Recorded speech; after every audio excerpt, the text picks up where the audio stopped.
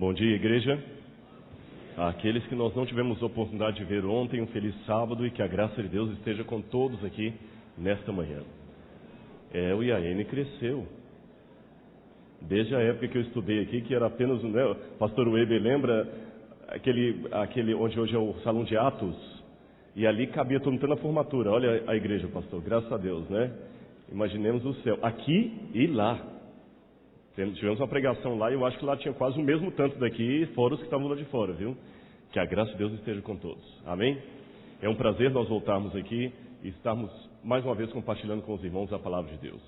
Ratificando tudo que houve aqui, a música, o pedido, eu queria que os irmãos inclinassem a sua fronte para que nós pudéssemos fazer novamente uma oração, confirmando a presença de Deus em nosso meio. Fechemos os nossos olhos. Amado Senhor, no sagrado nome de Jesus, eu lhe suplico novamente a tua unção. Que teu Santo Espírito fale conosco através de tua palavra. Dá-nos a tua paz, Senhor, por amor de Jesus. Amém. Abram a Bíblia de vocês comigo no Evangelho de Lucas, capítulo 15, versos 11 em diante. É uma parábola muito conhecida. Lucas, capítulo 11, versos 15... Capítulo 15, versos 11 em diante. Qual que é a parábola que nós vamos falar? Parábola do filho pródigo. Talvez alguém pode até ficar um pouco desapontado. Puxa, o pastor Rodrigo veio lá de São Paulo para pregar sobre uma parábola tão conhecida, tão batida, pastor. Eu esperava que eu vi uma coisa diferente aqui. Sabe, Jesus falou certa vez que a Bíblia é como um baú. A palavra de Deus é um baú, da qual você tira coisas novas e velhas. Vamos tentar tirar algumas coisas novas e algumas coisas velhas, mas que nos alimentem nesta manhã aqui. Assim diz a Bíblia. Continuou, acompanhe na sua Bíblia aí, e continuou. Certo homem tinha 2 filhos. O mais moço deles disse ao pai: Pai, dá-me a parte dos bens que me cabe. E ele lhes na terra longínqua, e lá dissipou todos os seus bens, vivendo dissolutamente. Depois de ter consumido tudo, veio àquele país uma grave fome, e ele começou a passar necessidade. Então foi e se agregou um dos cidadãos daquela terra, e este o mandou aos seus campos a guardar porcos. Ali desejava ele fartar-se das alfarrobas que os porcos comiam, mas ninguém lhe dava nada. Então, caindo em si, disse: Quantos trabalhadores de meu pai têm pão com fartura, e eu aqui morro de fome? Levantar-me-ei e irei ter com meu pai e lhe direi: Pai, pequei contra o céu e diante de ti, já não sou digno de ser chamado teu filho. Trata-me como um dos teus trabalhadores. E levantando-se foi para o seu pai. Vinha ele ainda longe, quando seu pai o avistou, e compadecido dele, correndo, o abraçou e o beijou. E o filho lhe disse: Pai, pequei contra o céu e diante de ti, já não sou digno de ser chamado teu filho. Mas o pai disse aos seus servos: Trazei depressa a melhor roupa e vestiu, ponde-lhe um anel nos dedos e sandálias nos pés, porque este meu filho estava morto e reviveu, estava perdido e foi achado. E começaram a regozijar-se. Ora, o filho mais velho estivera no campo, e quando voltava, ao aproximar-se da casa, ouviu a música e as danças. Chamou um dos criados e perguntou-lhe o que era aquilo. E ele informou: Veio teu irmão, e teu pai mandou matar um novilho cevado, porque o recuperou com saúde. E indignado, não queria entrar. Saindo, porém, o pai procurava conciliá-lo. Mas ele respondeu ao seu pai: Olha, pai, quantos anos eu te sirvo sem jamais transgredir uma ordem tua, e nunca mandaste matar sequer um novilho cevado um cabrito, para eu alegrar-me com meus amigos? Vindo, porém, este teu filho, que desperdiçou os teus bens com meretrizes, tu mandastes matar para ele o novilho cevado. Ele lhe respondeu: Meu filho, tu sempre estás comigo. Tudo que é meu é teu. Contudo, era necessário que nos regozijássemos e nos alegrássemos, porque o teu irmão estava morto e reviveu. Estava perdido e foi achado. Eu tenho alguns problemas com essa parábola, ou tinha pelo menos. Um deles é o seguinte: em primeiro lugar, com o final da parábola. Parece que não tem fim. Se você está contando essa história, ela para com o pai no portão, dialogando com o filho. Qual a pergunta óbvia que você faz quando ouve uma história dessa? O que aconteceu ali na festa? Quais opções? O filho mais velho aceitou o convite do pai e entrou, ou não aceitou? A gente quer saber o que aconteceu. Então, o pai conseguiu amolecer o coração dele, ele aceitou o irmão mais novo de volta ou não aceitou? Jesus não terminou o final dessa parábola. Parece até que o evangelista Lucas, quando estava escrevendo aqui, ele cochilou, esqueceu, arrancou um pedaço, faltou alguma coisa, mas a parábola não tem um final que a gente está esperando que tenha. Termina num suspense. O pai no portão falando, então meu filho, vamos entrar e comemorar ou não vamos? E acaba aí. Esse é um problema que eu tenho com a parábola. Por que não tem um final? Segundo problema que eu tenho, esse título aqui está com problemas. A parábola do filho pródigo. Eu posso criticar o título, porque o título não é inspirado por Deus, viu? O título é um artifício que os editores da Bíblia colocaram. A Bíblia original não tinha esses títulos. Então eu posso questionar o título, não tem problema. Esse título, a parábola do filho pródigo, não está muito bem. Eu vou falar com os irmãos por quê, na minha opinião. Porque o centro da parábola não é o filho pródigo. O que é pródigo? É o filho gastador. Aquele que gasta demais. Mas o personagem central, ou a personagem central da parábola, não é o filho mais moço ou mais velho. A personagem principal da parábola é o pai. Então não gosta do filho pródigo, ele não é o centro da parábola. Outro problema que eu tenho, analisando assim numa leitura rápida, parece que o filho mais velho foi mal compreendido, porque quando eu li o texto para vocês aqui, você não teve a impressão que o filho mais velho é o vilão da história? Passa ou não passa essa ideia, igreja? Mas coitado, o que ele fez de errado? Olha bem, ele ficou ali com o pai, trabalhando com o pai, sem dificuldade e tal. O outro que foi lá, imagine se você coloque-se no lugar do filho mais velho. O pai tem uma empresa, aí você tem um irmão desvairado, que pega a parte dele da empresa, o seu pai tem que vender a empresa para dar a parte dele, ele quase fale os negócios da família, vai lá, gasta o dinheiro da família todo, vocês passam um aperto financeiro, ele gasta tudo, ele quebra a herança dele, rebenta com tudo, você tem que dividir pela metade as posses da família, porque ele levou, ele torrou o patrimônio da família com bebida, com balada, com mulherada, com cerveja. Depois ele volta lá todo felizinho, e o pai ainda deixa para lá e traz. E você fica chateado, poxa pai, você está mimando, desculpa, é porque o senhor está mimando demais, por isso que ele é desse jeito, o senhor sempre mimou. E você ainda passa por vilão? Não parece uma parábola injusta? Mas vamos analisá-la nesta manhã à luz do contexto do Oriente Médio. Mas não só à luz do contexto do Oriente Médio. Troca a letra aqui, né? Vamos analisá-la também à luz do próprio contexto. Quando a gente estuda a Bíblia, a hermenêutica, a gente aprende que um texto fora de contexto, não ouvi ainda, um texto fora de contexto vira pretexto. Então vamos analisá-la dentro do contexto. Deixa sua Bíblia aberta, tá? Não feche. No verso 11, onde a parábola começa, enquanto eu bebo água aqui, olhe e me responda. Qual a primeira... Desculpe, irmãos, não é falta de educação estar bebendo água aqui, mas eu preciso. Recomendação da Fono, viu? E, aliás, todo mundo deveria beber água. Se você não bebe 2 litros d'água por dia, você já está doente. Sabia disso? Já está doente. Então, responda para mim enquanto eu coloco uma água na garganta aqui. Qual é a primeira palavra que aparece aí no início dessa parábola? Eu não ouvi a resposta? Tem mais uma. Qual a primeira palavra que aparece aí no contexto dessa parábola? Qual a primeira palavra que aparece? Continuou. Ora, se eu trago um texto com a palavra, com o verbo continuou, é óbvio. O que dá a entender? Tem algo antes. E o que está antes?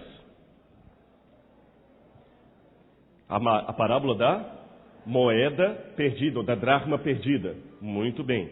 Mas quando você pega a parábola da moeda perdida, só para recapitular, vocês se lembram? Uma mulher tinha 10 moedas, perde uma, varre a casa e encontra a moeda, fica feliz e comemora com as amigas.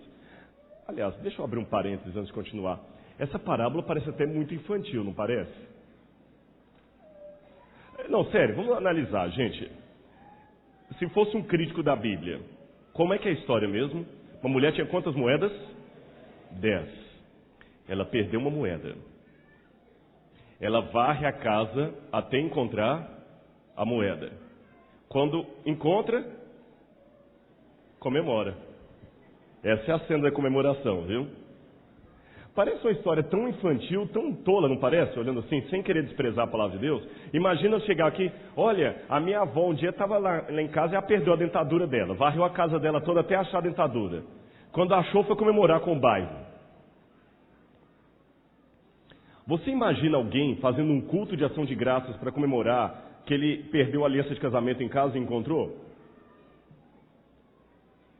Desculpa, pastor Rodrigo, você pode vir aqui porque eu quero fazer um culto de ação de graças. Ah, não, que lá em casa eu perdi a minha aliança de casamento e fiquei desesperada. Mas varri a casa, achei a aliança, agora eu quero que o NASP, o IAN todo pare. Não fiquem chateados, eu não posso cometer esse erro, é lá.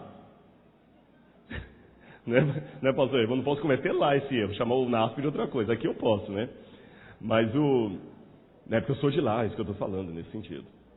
Só não pode fazer quando um dia que eu fui ao colégio no Rio de Janeiro e não sei por que razão, um colégio aqui em Petrópolis, o diretor começou a oração assim, querido Deus e Pai. Eu falei, é uma propaganda do colégio? Que chama Pai? Eu não entendi até hoje, querido Deus e Pai. Mas voltando ao que eu estava dizendo para vocês.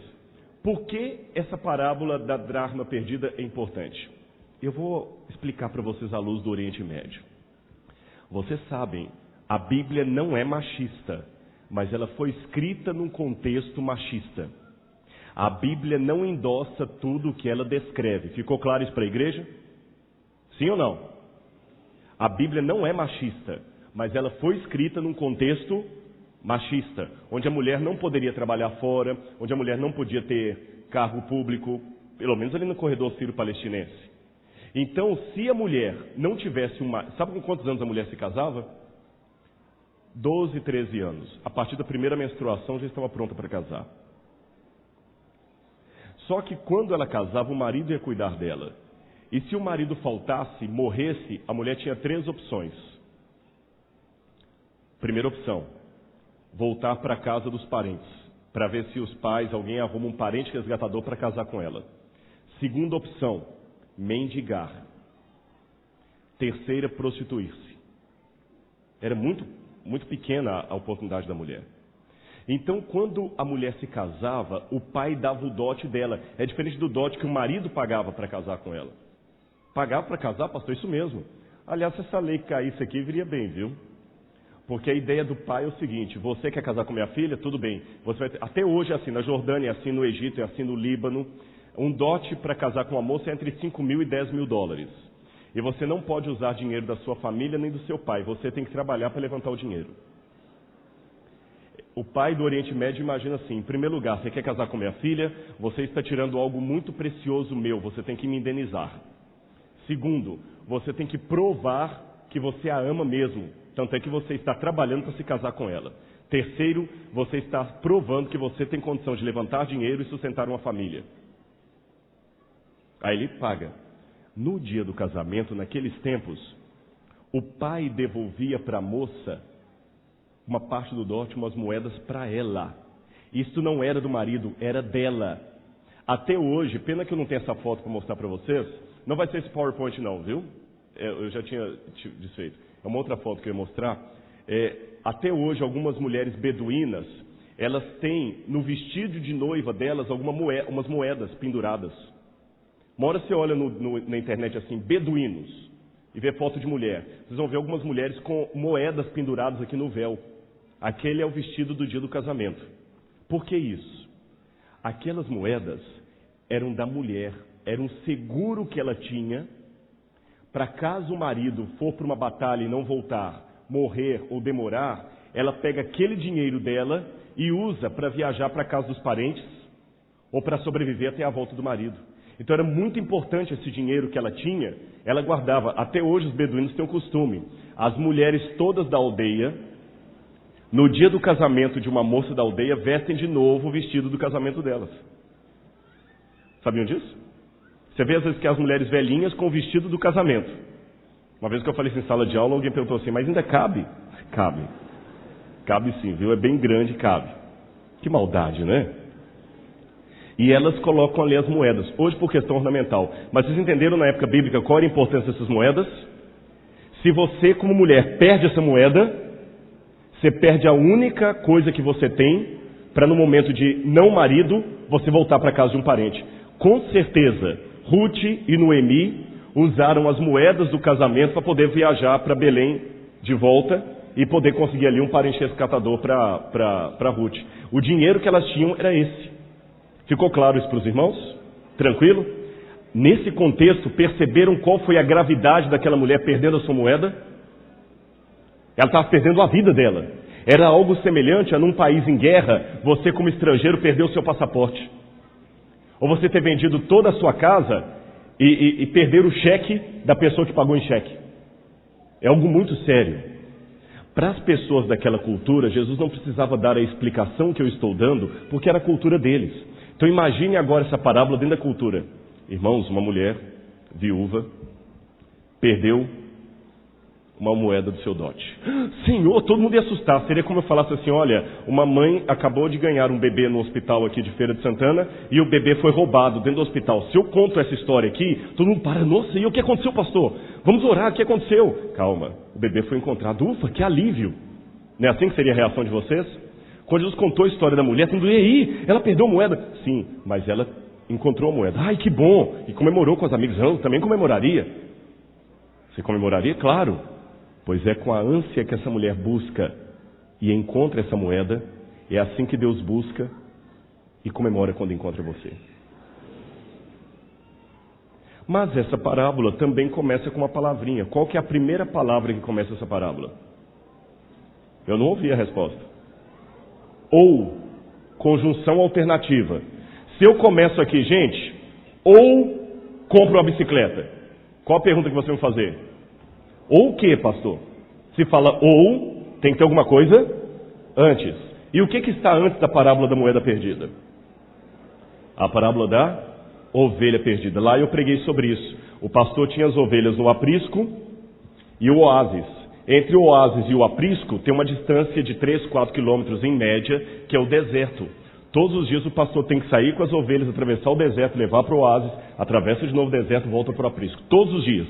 Quando uma ovelha se perdeu, ele deixou as 99 lá e veio atrás da que se perdeu. Interessante.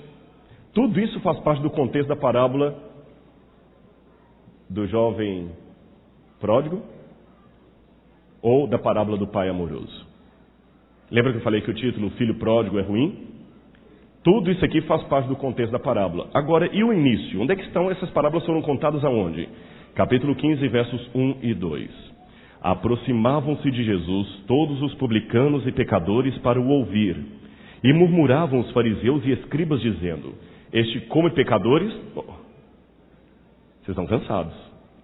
Vocês não viram o mico que eu acabei de pagar aqui, não? Ou vocês são muito educados ou muito cansados. Este recebe pecadores e come com eles. É que vocês não perceberam, mas eu olhei assim, este come pecadores e recebe com eles. Mas aqui tem muitos teologanos, vou dar uma dica de homilética para você, viu? Se o erro, não cometa o erro que eu cometi. Se o defeito passar batido, fique quieto. Ou então disfarce. É como uma vez que um pastor foi pregar numa igreja, e ele empolgado começou a falar sobre Jericó, e um milagre de conversão que aconteceu em Jericó. E ele empolgado para a igreja falou assim, irmãos, ali em Jericó morava um homem baixinho, ladrão, seu nome era Nicodemos. E Jesus chegou em Jericó, e falou, eu tenho uma missão ali. E Deus sabia que Nicodemos precisava de salvação. E Jesus entrou em Jericó e Nicodemos queria ver Jesus. E o pessoal começou a ficar impaciente, estava olhando assim, tentando fazer sinal, ele não percebia, ele empolgado na hora do apelo. E desesperado, e Nicodemos para cá, e Nicodemos subiu até um sicômoro e ficou lá de cima, Nicodemos olhando Jesus, Jesus passando como se não tivesse nada, e Nicodemos tentando ver o mestre. Aí chegou um bilhetinho aqui para o pregador. Pastor, você está errado. Quando ele leu o bilhete, sem perder a compostura, ele olhou o bilhete, olhou para o auditório e falou: então, irmãos, naquele instante, Jesus fita os olhos de Nicodemos lá no alto da árvore e diz: Nicodemos, desce, porque esse lugar pertence a Zaqueu. É uma boa maneira, viu? Como eu deveria ter lido, Jesus estava fazendo o que os escribas e os fariseus murmuravam? Ele comia com os pecadores e os recebia. Vamos imaginar a cena agora, o contexto? Jesus estava comendo, então ele já está num restaurante. Não havia restaurante naquele tempo como nós temos hoje. Quando fala ele recebe pecadores, ele estava comendo em casa. Quem eram esses pecadores aqui? Gente, não confunda, não é que Jesus estava numa balada, não. Num boteco. Jesus estava dentro de uma casa, recebendo pessoas que eram consideradas pecadoras. Pessoas que para a elite espiritual de Israel eram leprosos espirituais. Gente, você não deve perder tempo com ele. Jesus estava comendo com esses. E comer com alguém no Oriente Médio é receber a pessoa. Enquanto Jesus estava comendo com eles, chegaram os doutores da lei, os escribas e fariseus. E eles entraram também, participaram da comida. Foi isso? É isso? O que diz na sua Bíblia? Eles ficaram murmurando. Então eles estavam lá fora. Jesus deixa os convidados lá dentro do almoço, vem até a porta e começa a ver qual que é o problema. Fariseus, o que vocês estão reclamando? Ah, lá dentro, ó, o Senhor recebe pecadores e come com eles. Posso contar 3 histórias para vocês? Pode! Aí ele contou a história da ovelha perdida. A ovelha sabia que estava perdida ou não sabia? O que vocês pensam? Não? Eu respeitosamente discordo. Bicho sabe quando ele está perdido. E a ovelha sabe. Cachorro quando está perdido sabe quando está perdido ou sabe? Cavalo quando está perdido ele não fica andando desesperado, ele sabe. Até vaca sabe quando está perdida. E a ovelha também sabe. Ela fica desesperada, ela começa às vezes a berrar procurando o dono, procurando a mãe. Ela sabia, eu tenho a realidade de um ser que está perdido e sabe que está perdido. A ovelha estava perdida dentro de casa ou fora? Fora do aprisco, ela estava no deserto. Então Jesus contou uma parábola de alguém que estava perdido fora de casa e sabia que estava perdido. Aí ele contou uma outra parábola. Agora sim, moeda sabe alguma coisa? Moeda é objeto, não tem cérebro, não tem sinapse. A moeda sabia que estava perdida, sim ou não? A moeda estava perdida dentro de casa ou fora? Dentro de casa. Então aqui eu tenho 2 realidades. De umas pessoas perdidas fora e que sabem que estão perdidas, e de pessoas perdidas dentro e que não sabem que estão perdidas. E ele arremata essas 2 histórias com uma terceira. A história de um pai amoroso e 2 filhos perdidos. Um dentro e um fora. Mas como, pastor? Você acabou de falar que Vamos ver o texto? Certo pai tinha 2 filhos. O mais moço disse: pai, dá-me a parte dos bens que me cabe. Eu passei por uma experiência inspirado em Kenneth Bailey. Kenneth Bailey viveu muito tempo como missionário no Líbano.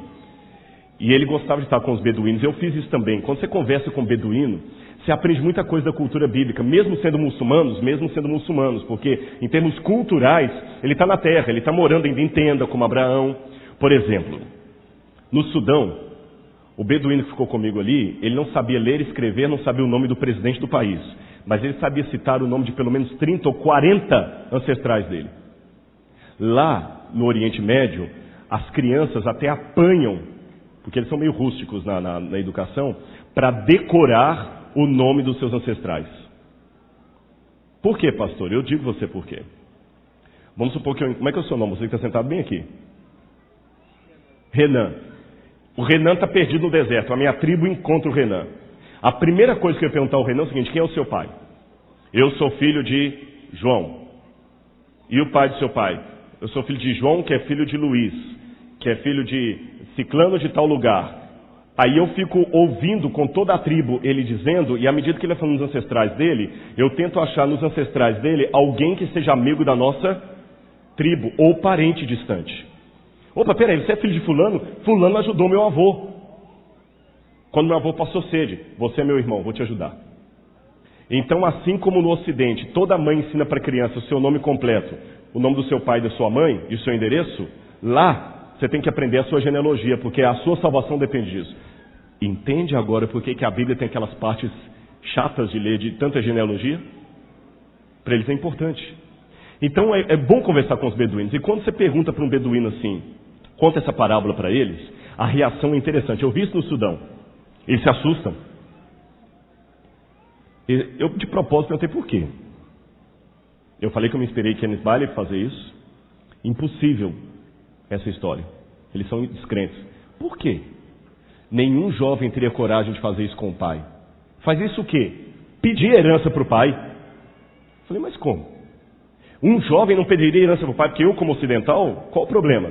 Isso acontece, não sei, não sou advogado, não sei se legalmente existe uma emancipação que o filho pode pegar a herança, não entendo de leis. Mas para eles, não. Mas por quê? Não faz, não tem como. E se um filho pedisse herança para o pai? Tá, vamos supor, se pedisse, o pai bateria nele na mesma hora.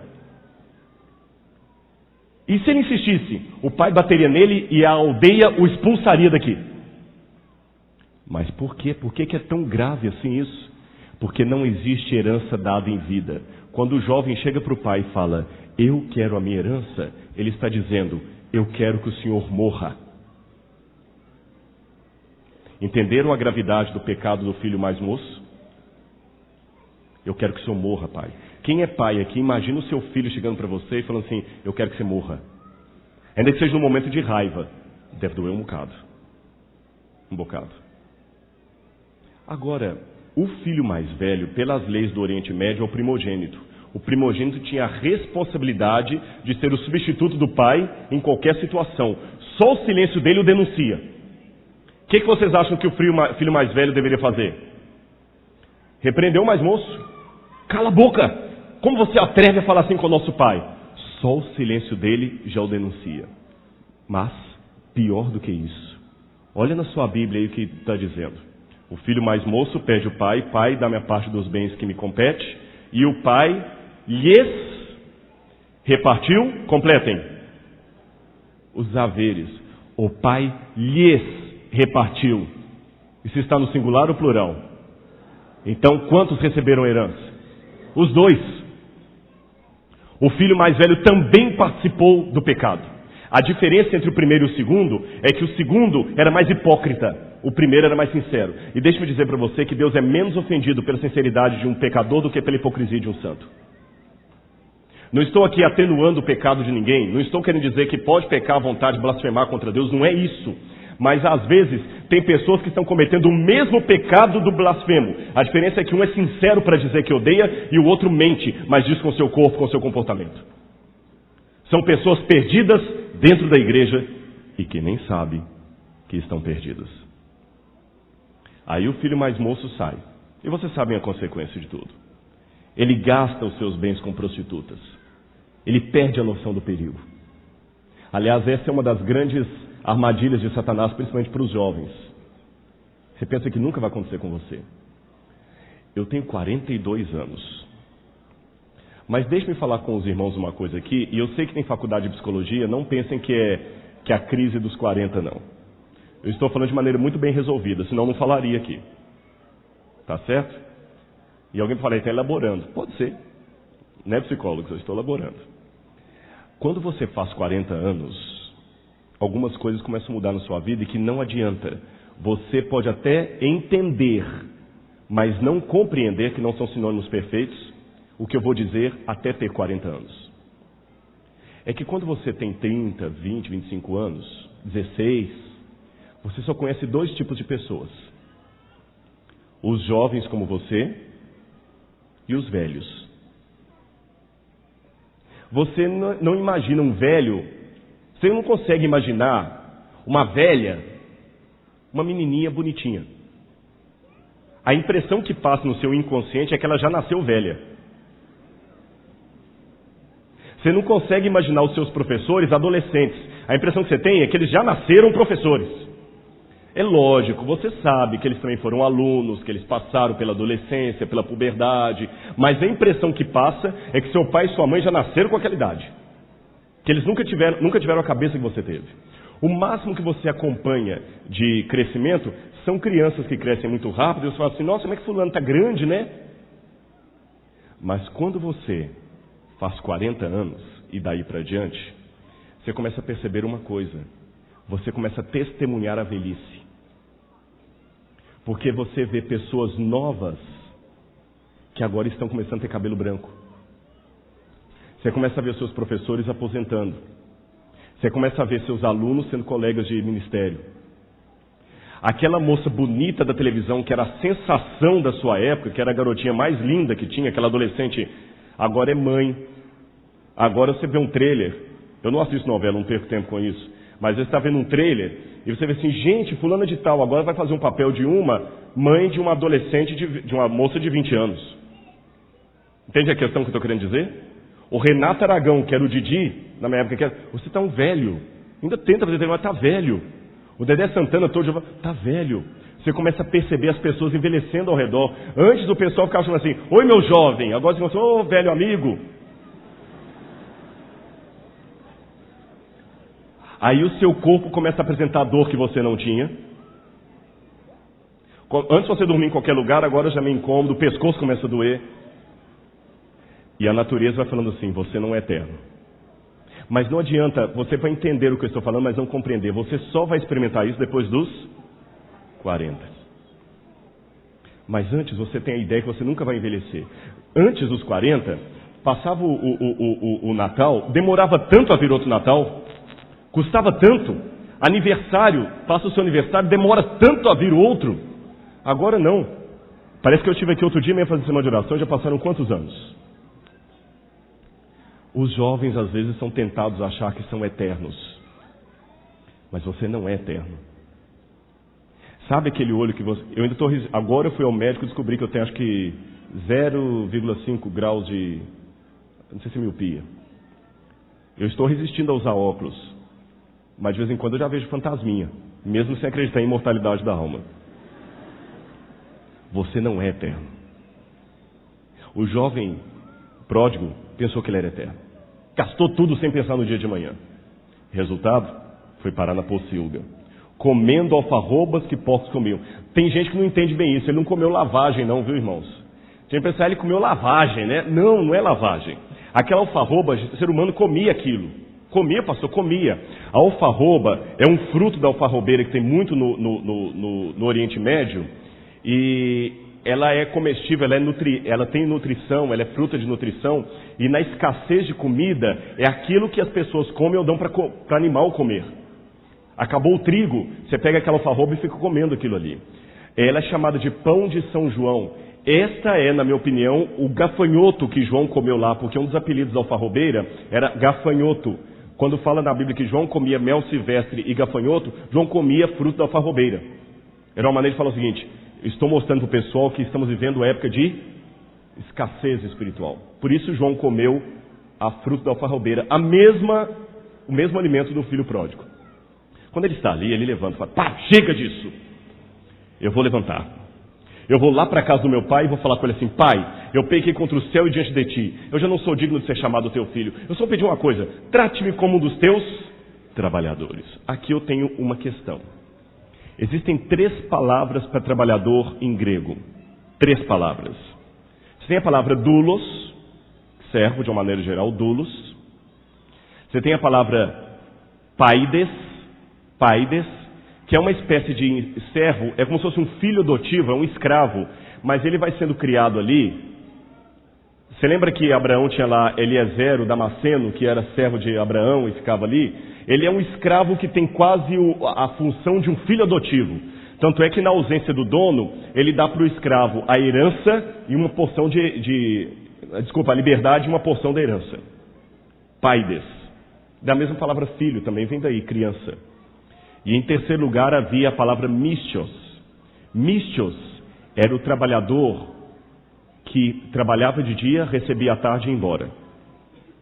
O mistios era o trabalhador diarista. Ele não tinha compromisso. Eu não sei se aqui na Bahia se chama assim. Professor Natan, me ajude aqui. A gente chama lá em São Paulo chapa. Aquele pessoal que descarrega caminhão. Aqui chama chapa também? O chapa não é um trabalhador fiel. Ele não tem carteira assinada. Você chega com um caminhão lá, ele está sentado lá. Olha, eu quero descarregar o caminhão. Ah, me dá 20 conto aí. Você dá, ele descarrega e vai embora. Você nem pergunta o nome dele. Entenderam? Chapa? Esse é o mistos. É o terceiro tipo de trabalhador. Eu pergunto a vocês. O que vocês deduzem no original grego está? Que tipo de empregado o filho pródigo pediu para ser? Vocês acham que ele pediu para ser um doulos, um servo da casa? Será que ele pediu para ser um paides, uma criança adotiva? Ou ele pediu para ser um mistos, um chapa? Foi exatamente o chapa. Ele, na minha opinião, não ainda estava bem convencido do lugar onde ele estava e do amor do pai. Ele ainda estava orgulhoso. Eu vou voltar para casa do meu pai, falar assim, pai, olha, eu pequei, eu sei que eu errei, não me dê sermão, por favor. Eu quero só ser um chapa para o senhor, eu trabalho uns 2, 3 dias aqui, ajunto meu dinheiro e vou embora e não te dou trabalho. E foi com esse espírito que ele foi até o pai. Só que a Bíblia diz que ele vinha ainda ao longe, e o pai estava em casa e o pai o viu. E quando o pai o viu, imagine a cena. Como era uma fazenda nos tempos bíblicos? A fazenda era mais ou menos assim. A casa principal do proprietário ficava onde está o púlpito aqui. Aqui onde fica o púlpito é a casa do proprietário.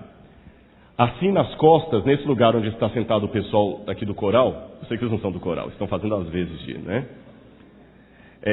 Aqui nesse lugar ficava a lavoura. Aonde vocês estão, ficavam os moradores, os colonos.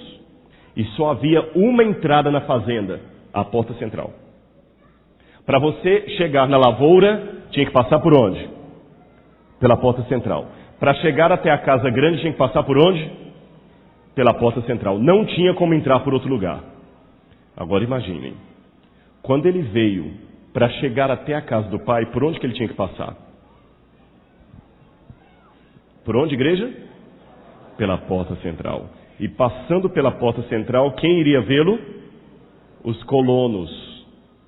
Lembram que eu contei da reação do beduíno? Se um jovem fizesse uma coisa dessa na nossa aldeia, a aldeia o expulsaria, ele seria expulso.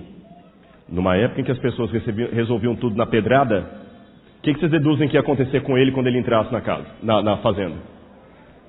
O povo ia bater nele. Vocês acham que ele ia alcançar a casa do pai? Naquela cultura, irmãos, o regime era patriarcal. A figura do pai era a última coisa que você poderia desonrar. Você não poderia desonrar a figura do pai. Ele não ia nem chegar na casa do pai. O pessoal ia bater nele e apedrejá-lo antes de ele chegar lá. Vai embora daqui. Você ofendeu o nosso chefe. Você não merece estar aqui. Para prevenir isso, o que o pai faz? A Bíblia diz que o pai o vê ao longe. Reconhece nos trapilhos o filho. Aí o pai vai andando até o seu encontro. É isso? O pai foi andando? Eu vou descer. O pai foi andando até o encontro dele? O pai foi correndo. Interessante que na tradição judaica, até tem um livro apócrifo chamado Eclesiástico de Ben Zirac, diz mais ou menos assim: você reconhece um nobre pelo seu caminhar. Porque um homem de cabelos brancos jamais deve correr. Correr é coisa para jovem e para escravo. Um homem, um ancião, não corre na cultura do Oriente Médio porque é desonroso. Aliás, não precisa ir muito longe. Na nossa cultura também não é diferente. Vocês já viram um presidente de empresa chegando correndo para uma reunião? Vocês já viram? Já viram o presidente do banco? Vocês conseguem imaginar o presidente do banco Bradesco correndo, desesperado, descendo do carro correndo? O presidente Barack Obama? Alguns entenderam a piadinha. Vocês imaginam ele correndo? Por mais que esteja atrasado, geralmente a pessoa o quê? Caminha. Quem corre é o contínuo, é o funcionário. Um homem de idade não corre, caminha. Correr é humilhante. O que a Bíblia diz que o pai fez? Correu. Por que o pai correu? Primeiro, para evitar que o filho fosse alcançado pelos colonos. E segundo, ele atraiu sobre si a vergonha. Porque todo mundo lá, gente, um homem de idade correndo. Oh, oh. E ao atrair a vergonha sobre si, ele tirou o filho do foco. E quando ele recebe o filho começa o discurso. Pai, pequei contra o céu e diante de ti. Ele interrompe o filho e ele faz duas coisas. Como é que ele cumprimenta o filho? Ele beija e abraça ou abraça e beija? Abraça e beija. Por que a ordem é importante? No Oriente Médio, só pessoas de igual nível, eles sempre beijam, viu? Eu já ganhei beijo de homem lá. Por isso que eu não aceito ser missionário. Mas igual vocês beijam, eles têm um negócio de beijar, aquela barba assim. Ali viu, pastor Weber, que eu não dou mesmo pra coisa não tem... Eles gostam disso. Mas é muito comum no Egito você ver dois homens andando de mão dada e não é o que você pode pensar. É normal. Mas aí quando ele chegou, só pessoas de igual nível podem se beijar no rosto. Geralmente o mais simples, beija a mão ou o pé do mais elevado. Se o outro é superior a você, você se prostra e beija a mão dele ou o pé dele, mas nunca o rosto.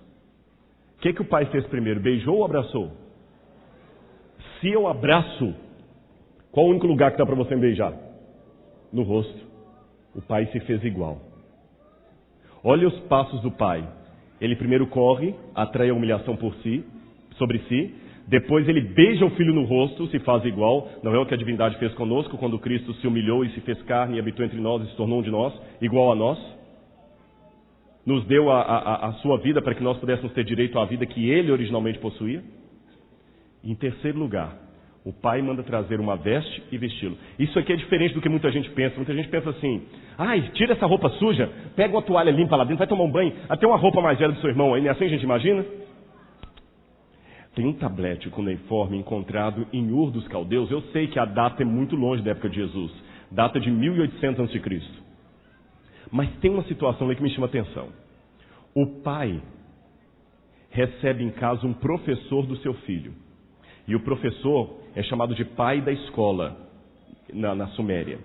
E o tablete conta assim, que o pai, quando recebeu o professor, mandou dar uma refeição, mandou trazer uma veste nova, colocou sobre o professor e colocou um anel no seu dedo. Só não fala da sandália no pé.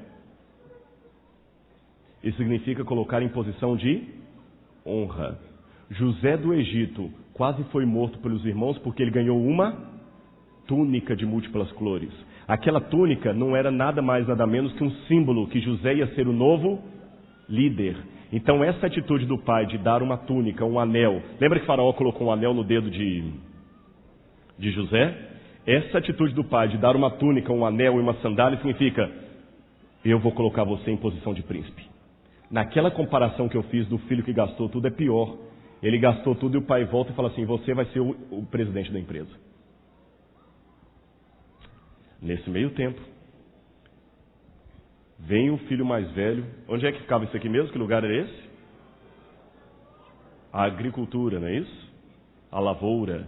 E ele vem, e quando ele chega, ele fica na porta. Interessante. Ele nem estava lá de fora. Percebe que toda a cena é dentro da fazenda, mas ele não entra na casa. Ele fica na porta da casa lá, da casa grande. O que está acontecendo? O seu irmão voltou e seu pai o recuperou. Não vou entrar. De novo ele ofendeu o pai. Porque quando alguém de elite está fazendo uma festa, você tem que entrar e comemorar com ele sem perguntar a razão. Por que a rainha Vasti perdeu o trono dela mesma? Que ela recusou entrar na festa do rei Assuero. Lembram disso? E o filho de um novo humilha o pai e ofende o pai, recusando-se a entrar na festa, questionando a autoridade do pai. Mas novamente o que o pai faz? Eu gosto como está em algumas traduções que no grego fala assim: e o pai, indo até a porta, procurava conciliá-lo. Essa é a expressão. E o pai chega para ele e fala assim: meu filho, você não entendeu? Eu amo tanto você como ele. Ele estava perdido e foi encontrado. Estava morto e reviveu. E por que essa parábola não tem um fim? Simplesmente por questão de contexto. Aonde, pergunto à igreja, eu quero a resposta de vocês, aonde Jesus estava contando essas 3 parábolas? Jesus estava numa sinagoga? Sim ou não? Jesus estava no monte? Jesus estava no templo? Jesus estava dentro de uma casa? Dentro de uma casa? Jesus estava no portão de uma casa? O que vocês acham? Vamos recapitular? O que Jesus interrompeu para contar essas 3 parábolas? Um almoço, uma comida, uma festa. E Jesus interrompeu e se dirigiu aonde? Ao portão. E quem estava ali na porta fazendo questionamentos? Os escribas e fariseus. Jesus termina a parábola na mesma cena em que ele se achava com aqueles homens. Vocês estão indignados com o comportamento do filho mais velho? E vocês? Vão entrar e comemorar comigo ou vão ficar reclamando aqui fora? Por isso a parábola não teve um final. Porque quem vai dar esse final sou eu e você.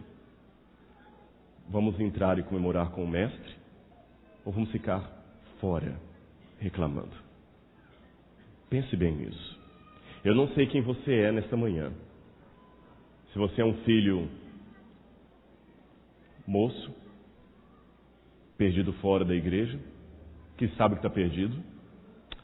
Se você é um filho mais velho, perdido aqui dentro e que nem sabe disso. Se você é a moeda, se você é a ovelha. Mas de uma coisa eu sei. Nós temos um pastor, nós temos um pai. Eu queria que a Thalita já viesse aqui para frente. A Thalita vai cantar um hino e eu queria fazer um apelo também nessa manhã. E quero toda a atenção da igreja agora, nesse momento, para eu contar uma coisa para vocês. Quando o pessoal apresenta a gente nas igrejas aí, e diz, esse aqui é o pastor Rodrigo, é professor de teologia, é doutor, faz isso, apresenta programas, isso é bom até para massagear o ego. Não é pecado apreciar isso. Nós tínhamos um falecido professor aqui, o pastor Viana, que dizia assim, humildade não é a moça bonita dizer que é feia, nem um rapaz inteligente dizer que é burro. Você não é mais responsável pelos dons que você tem do que pela cor dos seus olhos. Se você tem esse talento de cantar, de pregar, de administrar, de escrever, entenda esses talentos como se fosse um presente que alguém que te ama muito te deu. Curta o presente. Você nunca feliz no seu aniversário? Olha o que fulano me deu e mostra. Então curta, Deus te deu. Mas use para a honra e glória dele. Então eu agradeço a Deus pelas coisas que ele me deu, mas eu nunca esqueço quem eu sou. Agora, disto posto, talvez a parte mais importante do meu currículo nunca é apresentada em público. É uma parte que não consta no currículo Lattes, mas que talvez é interessante vocês saberem. É aquela parte que, antes de ter doutorado, um dia, espero estar apontando para o lugar certo, num quarto do dormitório aqui, do quarto 13, eu puxei a mala de dentro do guarda-roupa e falei, vou embora daqui. Não preciso agora lembrar os detalhes do porquê disso, mas basta eu dizer a você que estava doendo muito aquele dia. Todas as dores imagináveis e inimagináveis. E eu quase fui embora do IAN aquele dia. E se eu passasse aquele portão, eu não sei nem se eu voltaria para a igreja. Sabe por que eu estou contando isso? É porque alguém pode estar falando assim, pastor, eu estou sentado aqui, mas você não sabe o que eu estou passando. É muito fácil para você falar, você está aí pregando, vai pegar daqui a pouquinho um avião, vai embora para casa, etc. Tem um lar feliz te esperando. Deixa eu dizer para você uma coisa. Não importa se é dor de cabeça ou dor de dente. Dor é dor. Você está com uma dor de canal terrível. Você não sabe o que é isso, você não sabe o que é dor de canal, mas você não sabe o que é enxaqueca. Então, mesmo que eu não tenha uma dor de canal, mas eu tenho enxaqueca, eu posso dizer que eu te entendo ou não posso? Posso ou não posso? Então, irmão, tem coisas que eu estudei na teologia. Tem coisas que eu li em livros. Tem coisas que eu ouvi em sala de aula. E tem coisas que eu experimentei. Eu sei o que é emocionalmente ir ao inferno e voltar. Enfrentar os meus demônios e os meus fantasmas. Eu sei o que é a dificuldade de no dia da formatura eu ter 3 fotografias porque eu não tinha dinheiro para pagar nem a fotografia. Eu tenho algumas imagens hoje lá de colegas que eu encontro que acidentalmente tem uma foto dele e eu estou lá. E quando eu saí daqui, eu falei, Senhor, para onde eu vou? Ali, na verdade, eu não sei nem como é que eu cheguei até aqui. Como, eu não sei. Mas eu sei o porquê. Ele me trouxe. E me dá a capacidade de voltar na minha escola. Quase 20 anos depois. E poder falar para você que eu ainda estou firme. E amo o mesmo Deus que eu aprendi a amar aqui no Iahina. E continuo esperando a volta dele. E conclamo você a esperar também. Vai passar. Essa dor vai passar. Em nome de Jesus vai passar. E ainda que ele me mate, nele eu esperarei. Então, se nesse momento eu estou orando para alguém, eu estou falando para alguém que ainda precisa tomar uma decisão na vida, eu não sei. Pode ter nesse meio aí alguém que está lutando com o Espírito Santo, que não tomou a decisão pelo batismo. Alguém que já ouviu as aulas de religião, mas não sabe o que é da vida. Alguém que até é filho de adventista e está perdido na igreja e não sabe que está perdido. Alguém que já se batizou, mas há tempos está afastado de Deus, não sente mais prazer na oração. Em nome de Jesus. Enquanto a Thalita canta, eu gostaria que você viesse aqui à frente, eu quero fazer uma oração especial por você. Permita-me fazer por você a mesma oração com lágrimas que eu fiz sozinho naquele dormitório há quase 20 anos, quando eu quase deixei tudo para trás, eu juntei minha mala e fui embora. Eu puxei a mala do maleiro, coloquei em cima da cama na beliche e ajoelhei pela última vez para orar. E Deus me convenceu a botar a mala de novo lá e terminar a teologia. Foi uma oração com muita sinceridade, muita lágrima. Deixa eu fazer essa oração por você. Hoje. Em nome de Jesus. Se você sentir tocado no seu coração, venha à frente enquanto a Thalita canta. E que Deus abençoe você, Thalita.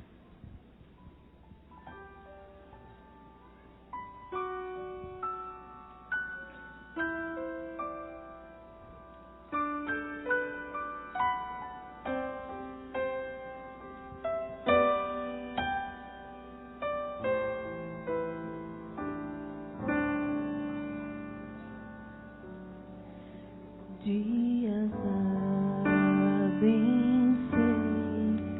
em que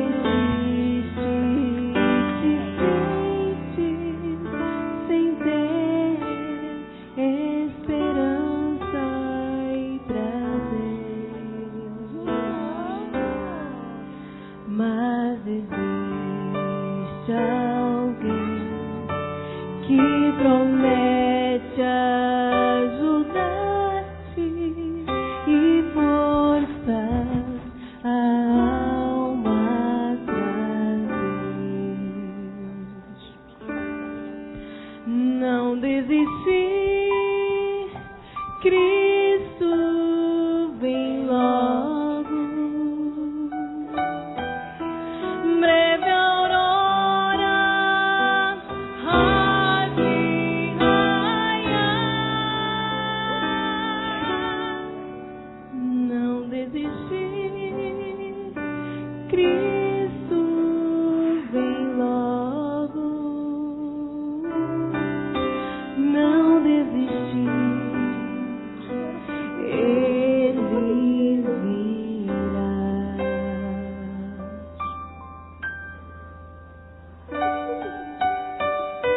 Não desista.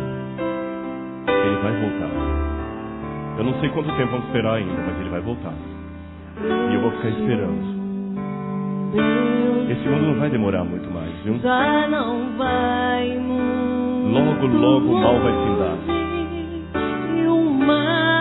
Vai, ele prometeu. Vai em breve findar. Por isso que eu tenho minha fé guardada em Deus. Minha fé Guardada e confirmada. em Deus, sim, está bem firmada. Sabe por que está firmada? Jesus logo vai retornar. Então não desista. Não desistir. Cristo vem logo. Quem souber, cante conosco. Breve aurora há de raiar.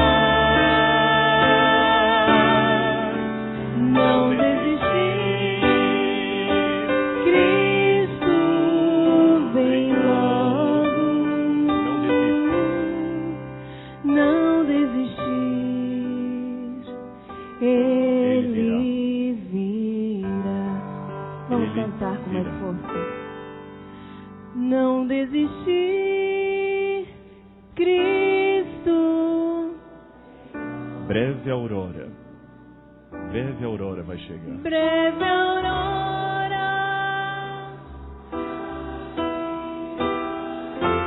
Cante com seu coração agora, não desistir, Cristo vem logo. Não desistir, Cristo vem logo. Não desistir, Ele virá. Oremos agora. Amado Senhor, eu estou com pessoas aqui em minha frente. Muitas estão com lágrimas nos olhos. Eu tenho uma mãe aqui pedindo pelo seu filho. Eu tenho outras pedindo aqui por um marido. Alguns pedindo por si mesmos. Por favor, ó Pai. Só eu e o Senhor estávamos naquele quarto 13 ali, quando eu fiz aquela oração. E o Senhor esteve comigo, Senhor. Eu não podia entender por que certas coisas estavam acontecendo. Eu olhava e não tinha luz, Senhor, só trevas, só problema. E naquele dia eu nem tive uma resposta imediata, eu só tive uma certeza que era para ficar. E a resposta talvez vem 20 anos depois, quando eu volto aqui.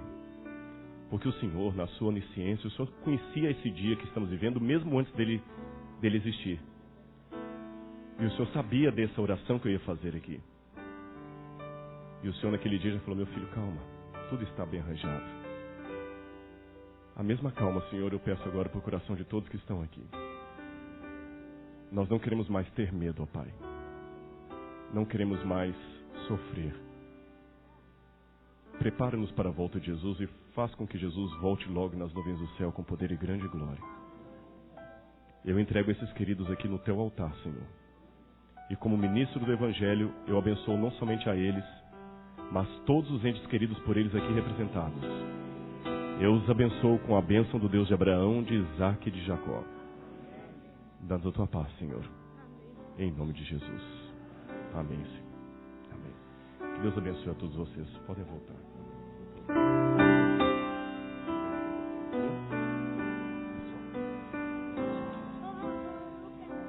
Gostaria da atenção de todos vocês. A programação continua à tarde, às 14 horas, com seminários, aqui no Seminário de Teologia e no prédio universitário. O EMAT de Salvador está no Seminário de Teologia colhendo sangue. Então, se você é doador de sangue e quiser estar lá, eles estão aguardando vocês. Tem muita gente ali doando seu sangue. E o programa da tarde vai acontecer aqui ao lado, no gramado, no palco do trio elétrico, a partir das 3:30 da tarde. Todos estão convidados. Deus abençoe e um bom almoço a todos.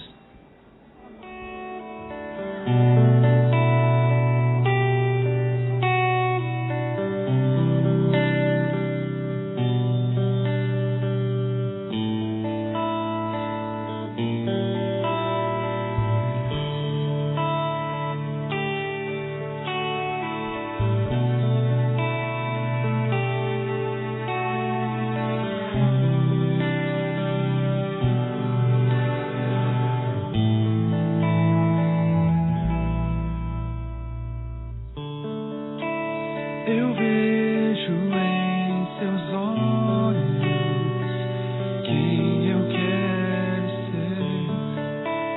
Eu tenho em um sorriso o meu amanhecer, mas sei